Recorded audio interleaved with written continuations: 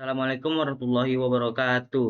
Halo teman-teman semuanya, perkenalkan nama saya Muhammad Haikal Karim dari Prodi Program Studi Teknik Informatika dengan NIM 12550114444.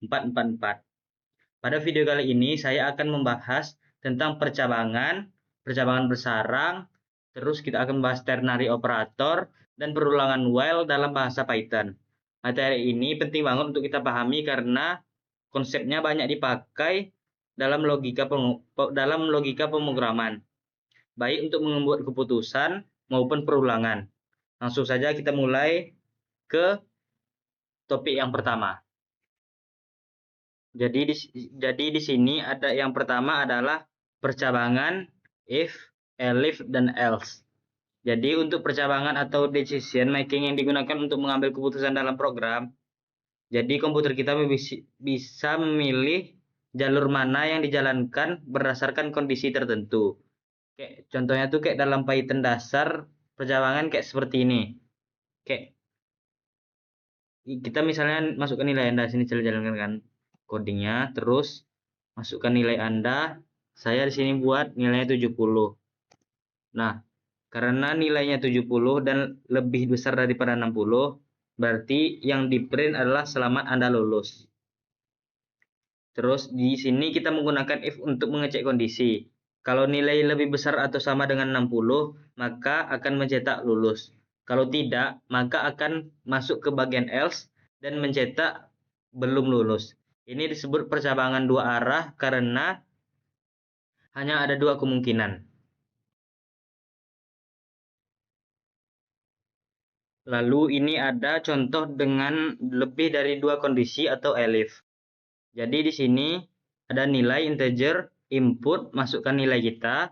Lalu if nilai lebih besar daripada 285, maka dia akan mencetak nilai Anda A. Lalu elif nilai lebih besar dari 75, maka dia akan mencetak nilai Anda B. Lalu ada elif nilai lebih besar daripada 60, maka dia akan mencetak nilai Anda C. Lalu ada else, jika nilainya di bawah 60, maka dia akan selain di bawah 60, maka dia akan mencetak nilai Anda D. Jadi elif adalah singkatan dari else if, digunakan untuk menambahkan kondisi tambahan. Jadi program akan memeriksa dari kondisi atas, dari yang paling atas, dari lebih besar dari 85 ke paling bawah. Jadi jika salah satu terpenuhi, yang di bawahnya akan lagi dicek. Ini disebut percabangan banyak arah atau multi-branch selection. Lalu ada contoh di dalam penerapan kehidupan. Misalnya kita mau membuat sistem yang mengevaluasi hasil ujian mahasiswa. Jadi kita tinggal memasukkan nama, inputnya memasukkan masukkan nama mahasiswa, terus nilai float input, masukkan nilai ujiannya. Terus dia akan mengecek if nilai lebih besar daripada 90, dia akan mencetak nama, lalu kamu mendapat predikat A atau sangat baik. Jika di atas 75, maka dia akan mencetak nama, kamu mendapat predikat B atau baik. Jika dia di atas 60, maka dia akan mencetak nama, lalu kamu mendapat predikat C atau cukup. Selain itu, dia akan mencetak nama, kamu mendapat predikat D dan mohon tingkatkan belajar. Jadi programnya bisa berinteraksi langsung dengan pengguna. Ini adalah dasar dari banyak sistem komputer, seperti sistem penilaian, absensi, dan atau login. Lalu ada percabangan bersarang atau nested if. Jadi sekarang kita masuk ke percabangan bersarang atau nested if. Ini adalah percabangan yang di dalamnya terdapat percabangan lagi. Biasanya kalau kita ingin membuat keputusan yang lebih spesifik. Oke, contoh yang codingan yang sudah saya buat. Pada contoh ini, program akan memeriksa apakah seseorang sudah dewasa. Jika iya, baru dicek lagi apakah dia mahasiswa atau bukan. Jadi ada dua keputusan dalam satu alur logika. Di sini umur, sudah integer input, masukkan umur kita, lalu status input apakah Anda mahasiswa ya atau tidak. if jika umur lebih dari 18, maka dia akan mencetak Anda adalah mahasiswa dewasa. Selain itu, dia akan mencetak Anda sudah dewasa tapi bukan mahasiswa. Jadi, dia ada dua keputusan dalam satu alur logika. Lalu ada contoh penerapan di dunia nyatanya. Misalnya kita akan membuat sistem pemberian izin masuk kampus. Jadi kita akan membuat ID card input apakah Anda memiliki kartu identitas kampus. Nanti akan iya atau tidak, atau status vaksin apakah Anda sudah vaksin atau tidak. Ini contoh sederhana bagaimana logika bersarang digunakan untuk memeriksa dua syarat sekaligus.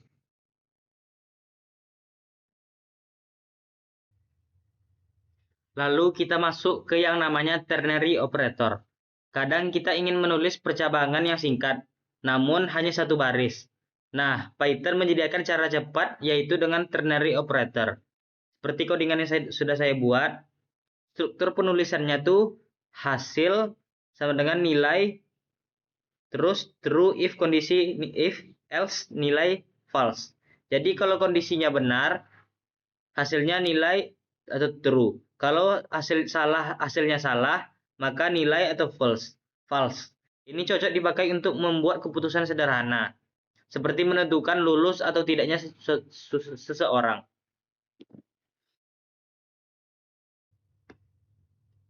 Lalu dalam contoh penerapannya, misalnya kita ingin menentukan apakah suhu ruangan panas atau dingin. Nah, dengan ternary operator ini, kita dapat membuat kodenya jadi lebih ringkas tapi tetap mudah dibaca. Jadi kayak suhu, float input, masukkan suhu ruangan. Kondisinya panas jika suhu lebih dari 30.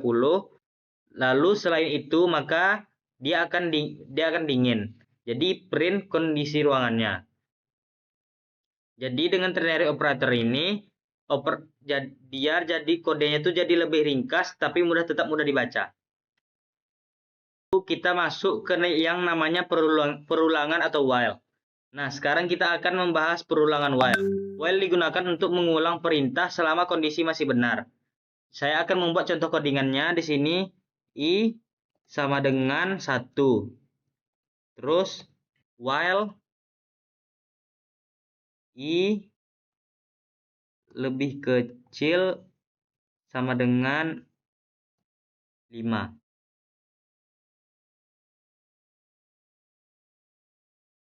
Terus print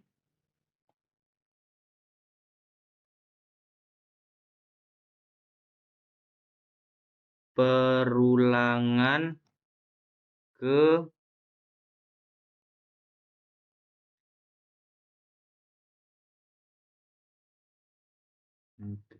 ini, lalu I tambah sama dengan 1. Nah, program akan mencetak angka 1 sampai dengan 5. Karena selama I masih kurang daripada 5, masih lebih kecil daripada 5, perintah terus dijalankan. Terus jangan lupa menambahkan I tambah sama dengan 1, agar nilai I bertambah dan loop-nya berhenti. Jika tidak, maka dia akan terus berjalan. Terus berjalan dan tidak akan berhenti karena kondisinya itu selalu I-nya tidak akan ditambah dan kondisinya itu I sama dengan 1. Karena I sama dengan 1, maka dia akan selalu mencetak terus, tidak berhenti. Lalu lanjut, di sini ada contoh perulangan dengan input pengguna. Jadi loop ini akan terus berjalan sampai penggunanya mengetik stop. Keyword break digunakan untuk menghentikan loop. Di sini masukkan nama to ketik stop untuk keluar. Maka dia tidak akan stop sampai keyword break digunakan untuk menghentikan loopnya. Lalu ada contoh praktik program hitung mundur. Ini adalah contoh while loop menurun. Sangat berguna untuk membuat timer atau countdown sederhana. Jadi dia kayak bisa bisa jadi bisa jadi timer gitu. Kalau teman-teman, sebelum lanjut ke materi selanjutnya, di sini ada kuis. Jadi kuis yang pertama ada kuis percabangan if. Jadi pertanyaan pertama, perhatikan kode yang sudah saya buat ini, codingannya. Nah, menurut kalian output dari kode ini apa? Silahkan pause dulu videonya dan pikirkan jawabannya. Kalian ada waktu 10 detik. Oke, kita bahas ya. Udah 10 detik belum ya? Nah, udah kan? Oke, kita bahas. Karena nilai di sini 70 dan tidak lebih dari 80, maka kondisi if salah. Berarti dia akan lari ke else. Nah, outputnya adalah tetap semangat. Sesuai yang else-nya, dia akan mencetak tetap semangat. Gampang kan? Oke, lanjut soal yang kedua. Nah, soal yang kedua ini ada percabangan bersarang. Di sini nih kita akan agak sedikit lebih rumit. Soalnya kodenya lumayan panjang. Nah, coba tebak apa outputnya. Kalian boleh pause dulu, pikirkan jawabannya. Kalian ada waktu selama 10 menit, 10 detik.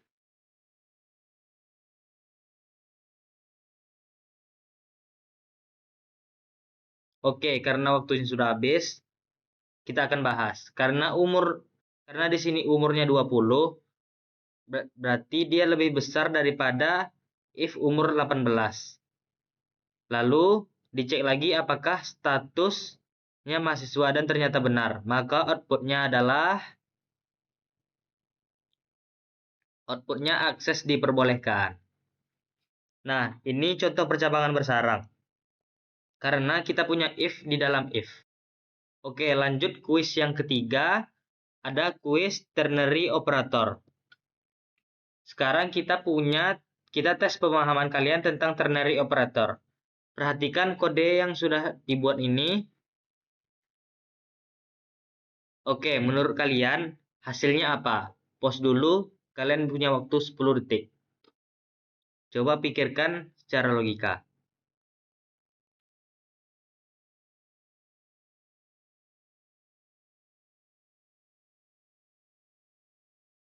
Oke, waktunya habis ya. Jawabannya adalah ganjil. Jawabannya ganjil karena 5 dibagi 2, 1, bukan 0. Jadi kondisinya bagi 2 tidak dengan 0, salah. Maka bagian setelah else dijalankan, outputnya ganjil. Lalu lanjut kuis yang keempat. Kuis yang keempat adalah kuis while loop. Sekarang yang terakhir kita masuk ke perulangan while. Perhatikan kode yang sudah dibuat. Kira-kira output apa yang ditampilkan di layar terminal. Pause dulu videonya, lalu kalian coba tulis di kertas.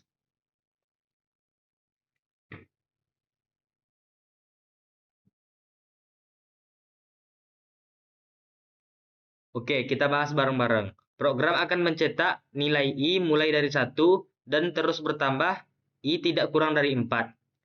Jadi hasilnya di terminal adalah angka 1, angka 2, dan angka 3. Setelah itu loop berhenti karena I sudah jadi 4. Jadinya 4 tidak dihitung. Jika kita ingin angkanya sampai 4, maka kita harus buat I lebih kecil daripada 5. Nah, baru 4-nya akan masuk, atau kita buat di sini sama dengan, maka 4-nya akan juga masuk. Jadi angka 1, angka 2, angka 3, dan angka 4. Oke, setelah kuis ini, gimana menurut teman-teman? Dari 4 soal tadi, berapa jawaban kalian yang benar? Coba tulis di kolom komentar ya.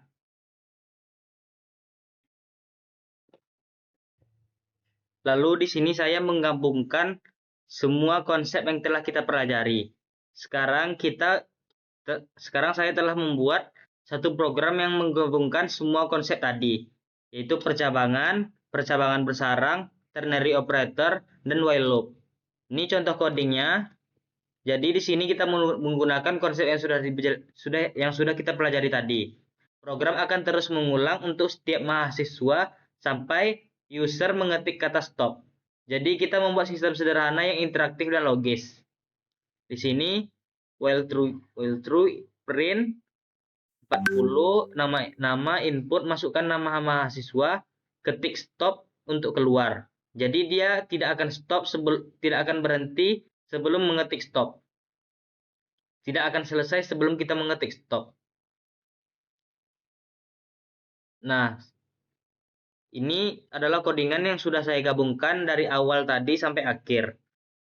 Seperti ini.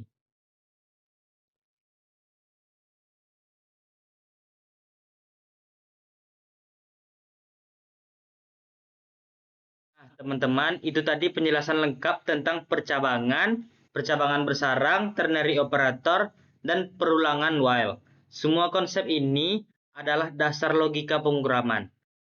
Jika kita tidak paham, kita akan susah untuk lanjut ke materi selanjutnya. Yang nanti kita akan gunakan terus di materi-materi selanjutnya seperti fungsi, array, hingga algoritma kompleks. Semoga video ini bermanfaat bagi teman-teman semua, agar teman-teman semua dapat lebih paham dan memahami alur logika pemrograman di Python ini. Jangan lupa untuk like, share, dan like video ini, dan semoga nilai tugas kita semua maksimal. Terima kasih sudah menonton. Wassalamualaikum warahmatullahi wabarakatuh.